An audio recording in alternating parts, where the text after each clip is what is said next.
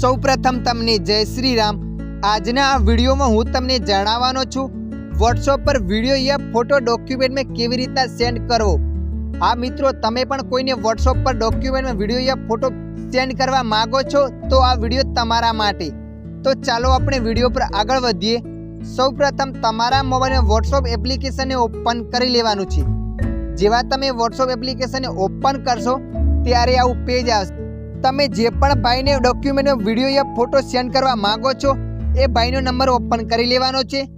Number open કર્યા પછી આવું પેજ આવશે તો તમારે અહીંયા પર ક્લિક કરી લેવાનું છે। ત્યાં ક્લિક કર્યા છે ઘણા બધા ઓપ્શન આવશે તો તમારે ડોક્યુમેન્ટ પર ક્લિક કરી લેવાનું છે। ડોક્યુમેન્ટ પર ક્લિક કર્યા પછી આવું પેજ આવશે તો તમારે નંબર 2 પર ક્લિક કરી લેવાનું।